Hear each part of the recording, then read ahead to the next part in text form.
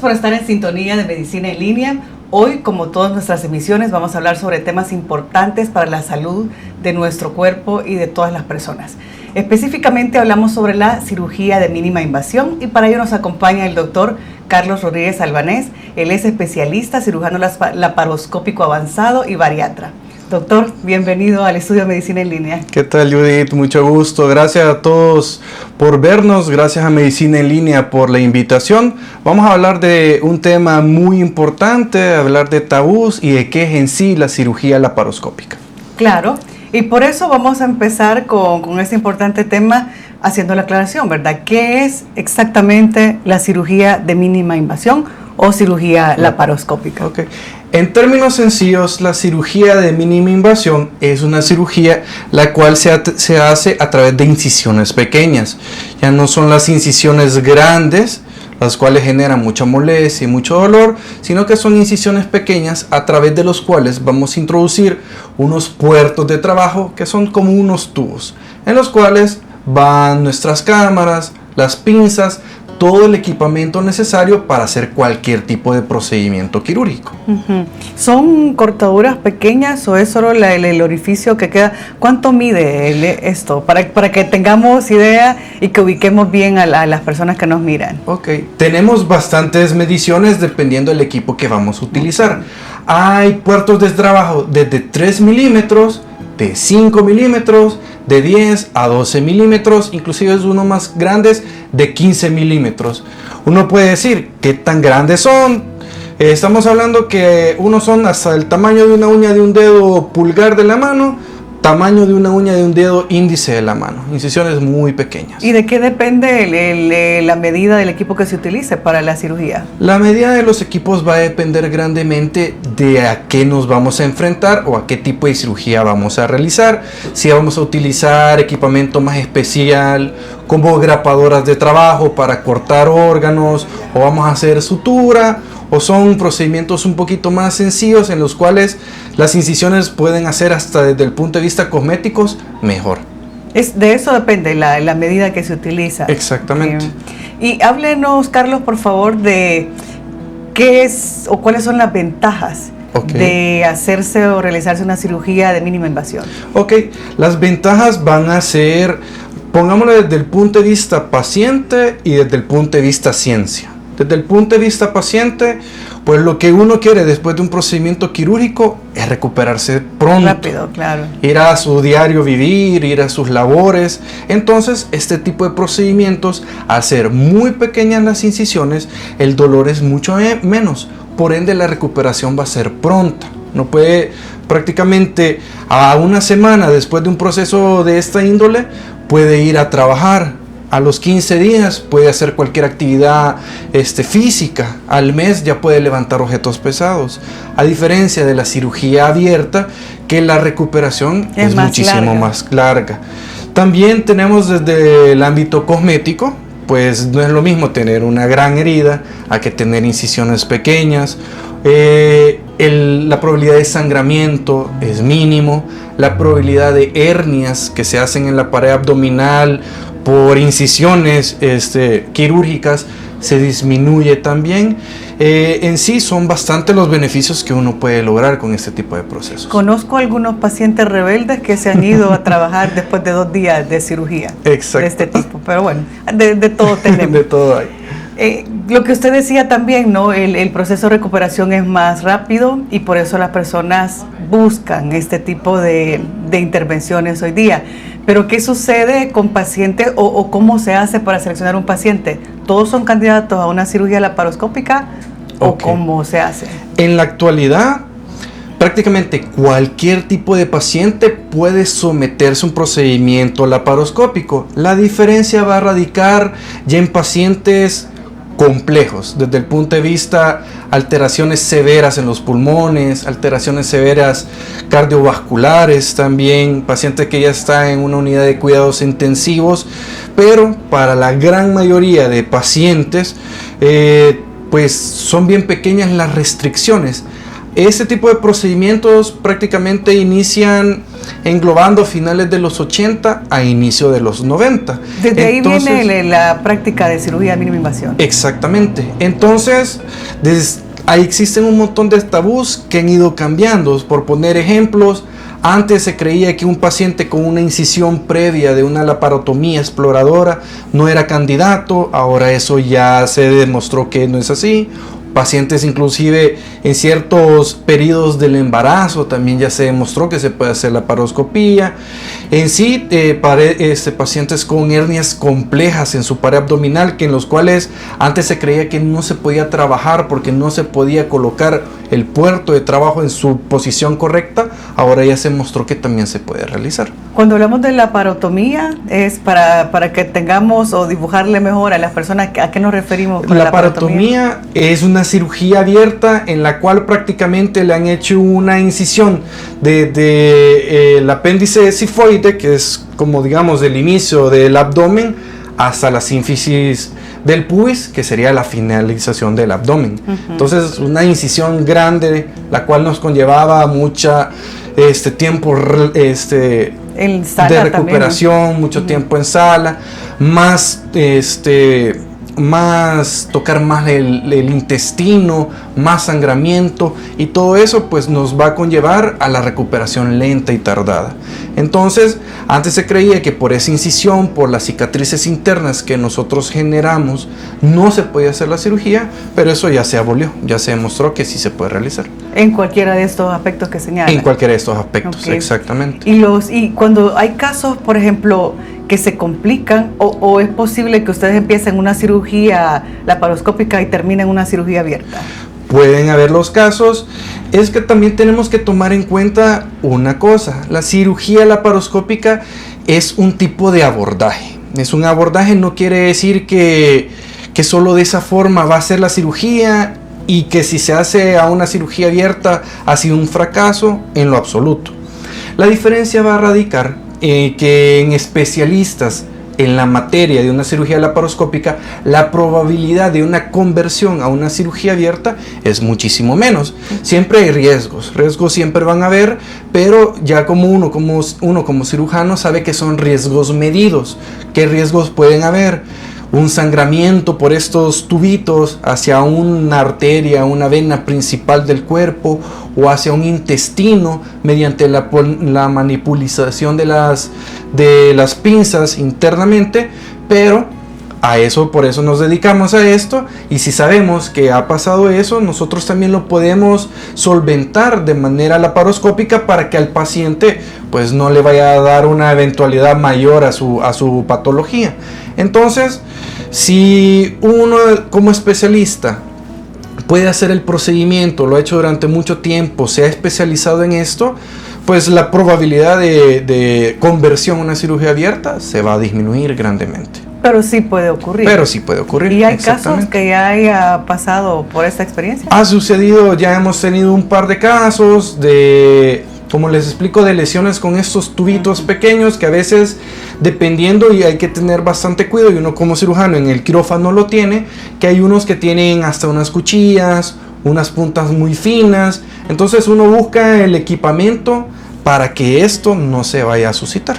Que no pase. Exacto. Okay. Usted mencionaba también desde cuándo se practica la cirugía de mínima invasión y todo lo que se tenía previo a esto, que eran cirugías abiertas. Exacto. En todos los hospitales de la red pública, la red privada igual.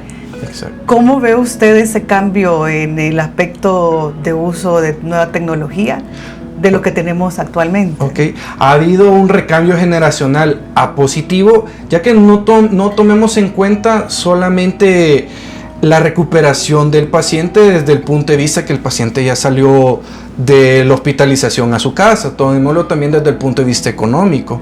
Un paciente con una cirugía abierta puede pasar 4 o 5 días ingresado, con una cirugía laparoscópica puede pasar de 1 a 2 días. Económicamente a ese paciente pues se reduce va a salir el ingreso en hospital. Exactamente. Ahora veámoslo desde el punto de vista salud pública.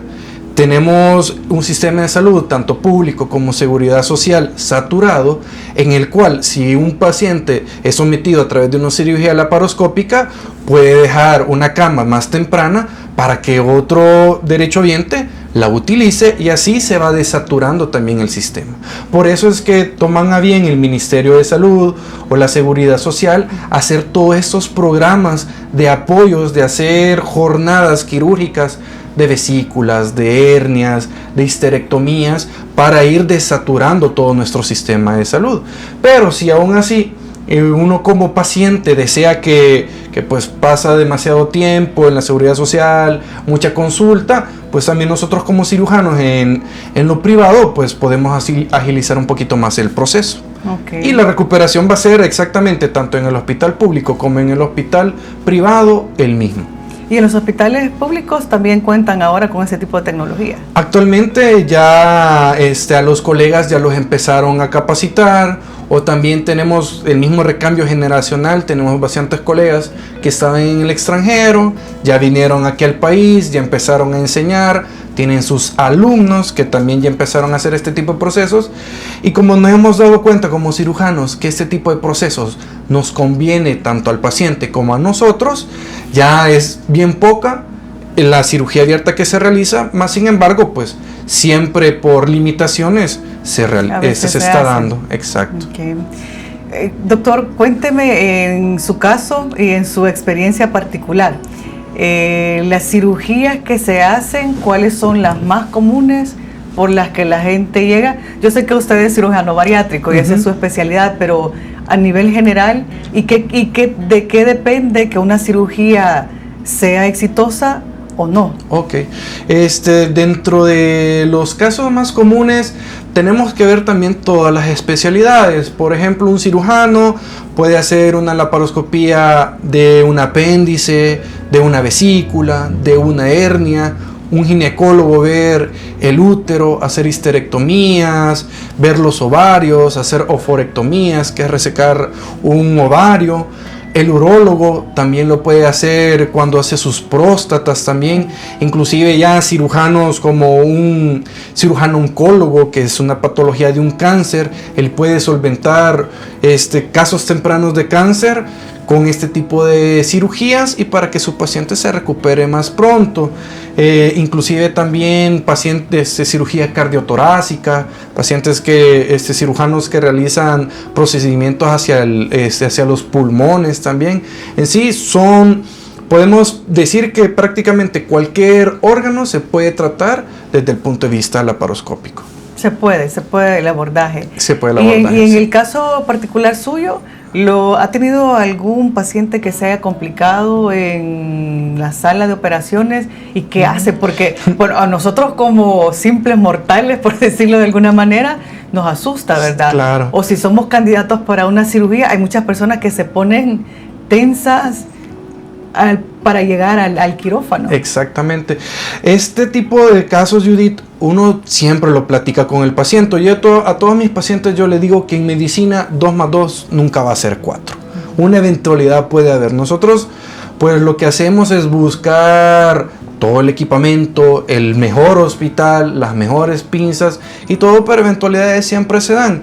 Ya me ha sucedido, creo que a todos, el único que no le sucede es el que no opera. Sí. A todos nos ha pasado. ¿Cómo nosotros solventamos todo eso?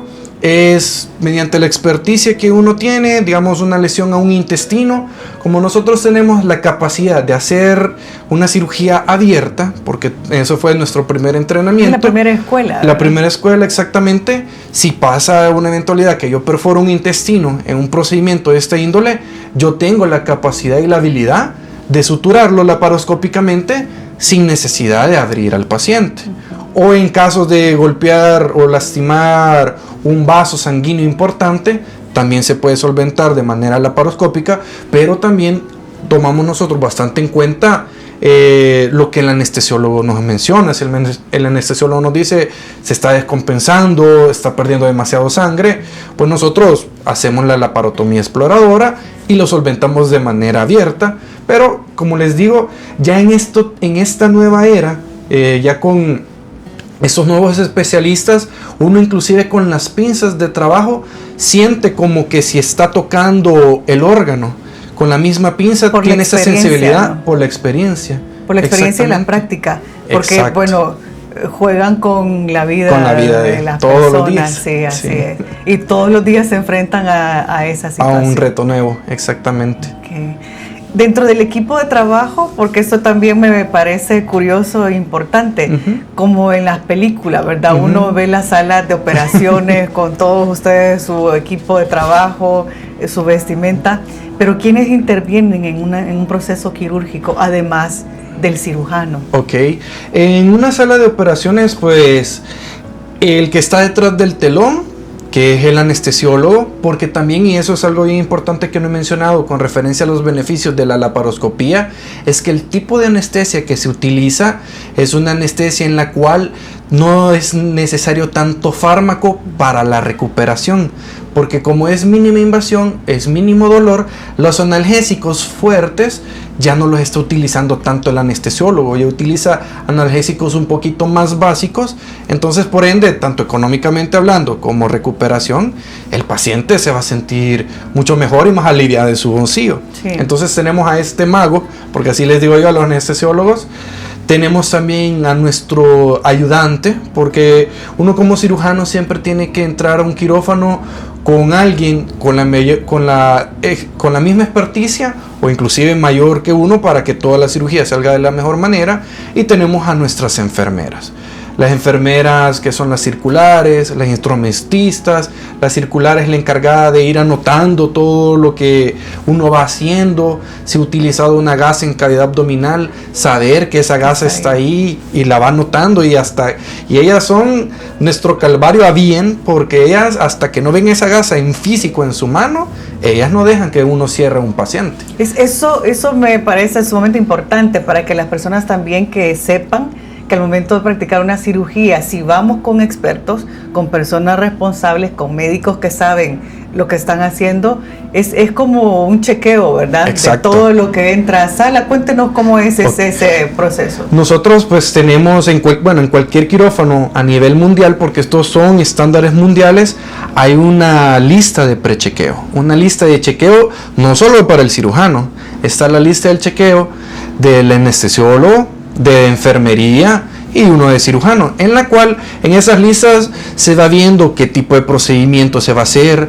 si uno conoce al paciente, qué procedimiento se va a hacer. Por eso es que cuando tienen el susto de decir me van a operar en un lugar que no es, eso es prácticamente imposible, porque está en un chequeo que no solo lo revisa mi persona, lo revisa el anestesiólogo, lo revisa la enfermera, y al final también se lo preguntan al mismo paciente. Sí. Entonces ya que todos nos confundamos es bien difícil. Sí. Exactamente. ¿Y en ese prechequeo también está todos los materiales que se utilizan en sala? Así es, está tanto los instrumentos que vamos a utilizar, digamos un ejemplo, vamos a utilizar una malla protésica o vamos a utilizar engrapadoras para cortar un intestino.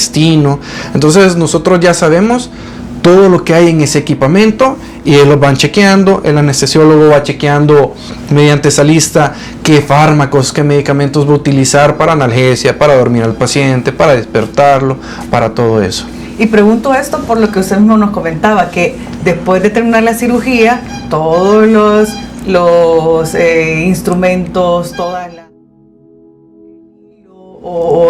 las agujas sí, tienen que hacer el conteo para saber que todo está en su lugar y fuera del paciente. Exactamente. Hasta que cuando uno termina cualquier tipo de cirugía, ya sea ginecológica, bariátrica, de cualquier índole, hasta que la enfermera no diga cuenta completa, uno no puede parar, no debe parar la cirugía. Tiene que esperar hasta que todo esté ya contabilizado, y si no está contabilizado, empezar a buscar al paciente, inclusive utilizar aparatos de rayos X, porque las gasas no es una gasa común, sino que la gasa tiene un material radioopaco, que cuando uno toma una radiografía en el quirófano con el paciente dormido, ahí se puede encontrar. Entonces son probabilidades muy bajas a una eventualidad de esta índole. Pero si ocurre, también hay formas de poder... Pero si ocurre, también hay forma de solventarlo, exactamente. ¿Cuál ha sido la cirugía más compleja que le ha tocado realizar? Pues, dentro de todas las complejidades, lo que me dedico es la cirugía bariátrica, parte de los top de las cirugías abdominales es el bypass gástrico. Entonces, una de ese tipo de cirugías nosotros la hacemos día con día prácticamente, pero sí son cirugías bastante complejas con ya bastante tiempo de experticia, de habilidad para lograr acortar tiempos quirúrgicos. También cirugías oncológicas, también hemos participado en cáncer gástricos, en cáncer de colon, en varios procedimientos ya un poco más complejos, que también ese es el tabú que la gente debe de quitarse, sí. de que no es necesario hacer una gran cirugía, porque antes se decía grandes incisiones, grandes cirujanos. Ahora no es necesario, ahora con incisiones pequeñas uno puede solventar cualquier tipo de cirugía. Se ha roto ese esquema, ¿verdad? Se ha roto ese esquema, exactamente.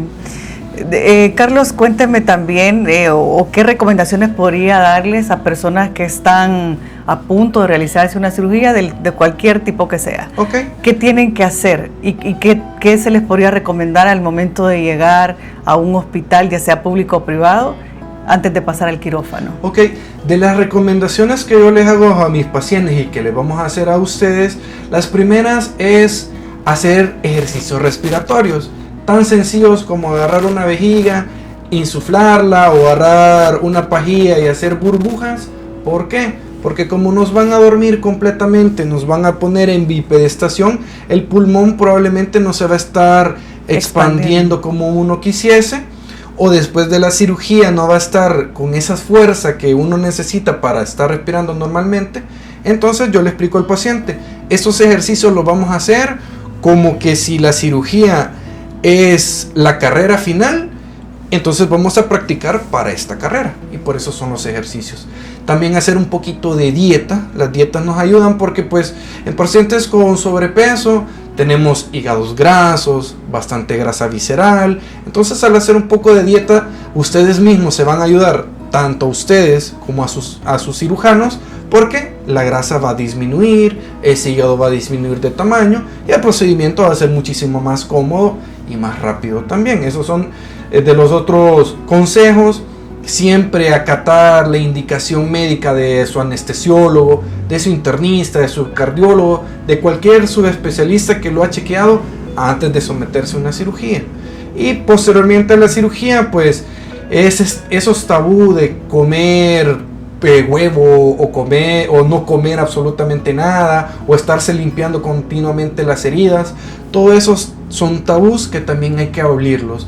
A uno después de una cirugía se le puede dar una dieta en la cual no es necesario restringir, o si vamos a restringir, habitualmente lo que restringimos son grasas, curtidos, cosas irritantes que irritan, exacto, hasta a alguien que no ha pasado por ningún proceso quirúrgico, ¿verdad? Entonces esa es una de las recomendaciones. También otro tabú es que un paciente tiene y debe de dormir boca arriba nada más y no se puede poner a ningún lado. El paciente puede, con una cirugía laparoscópica, puede dormir tanto boca arriba, hacia un lado, hacia el otro. Boca abajo no es tan recomendado, pero inclusive hasta lo puede hacer. Tiene más facilidad de movimiento. Tiene mucha que más eso facilidad. No se hace con una cirugía abierta. Exactamente, con una cirugía abierta la probabilidad, dependiendo del tamaño, a que se haga una hernia incisional, una hernia posterior a una incisión, es muy alta. Que en la laparoscópica puede suceder, pero como las incisiones son mucho más pequeñas, es mucho menos la probabilidad. Claro.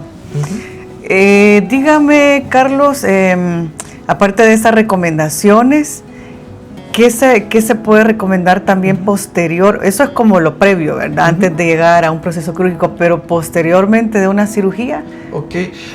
Posteriormente, en un postquirúrgico inmediato, nosotros les pedimos y le solicitamos al paciente que empiece a deambular, porque ese es otro tabú. Deambular, caminar, ¿verdad? Caminar, exactamente. Una deambulación rápida, temprana, de unas 4 o 5 horas después de cualquier tipo de cirugía. ¿Por qué? Porque como nosotros hemos utilizado un gas que se llama CO2, dióxido de carbono, para hacer una cavidad abdominal y poder introducir estos tubitos que platicábamos desde un principio, ese gas, aunque tiene una rápida absorción en el cuerpo, si nosotros caminamos, lo vamos a expulsar mucho más rápido y esa sensación de cólicos se van a abolir. Eso es como subir la capa de nuestro abdomen. Exactamente. Extenderlo. Nosotros, pues, cuando hacemos una cirugía abdominal, colocamos este gas mediante uno de estos tubitos que hemos insertado y eso lo insufla, como que si fuese un globo. Sí. Entonces nosotros ya podemos trabajar todas las capas que vamos a utilizar o cualquier órgano que vamos a tocar. Y por eso es recomendable que la gente empiece a caminar rápidamente. Exactamente. Después de la cirugía. Otra también es la dieta pronta.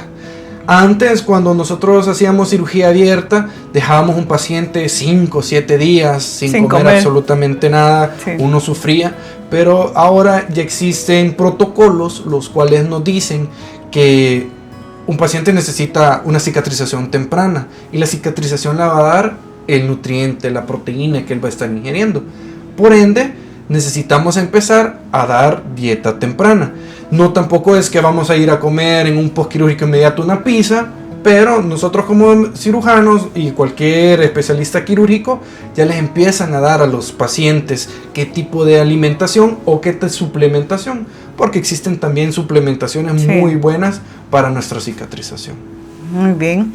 Si quisieran encontrarlo a usted, ¿dónde pueden ubicarlo?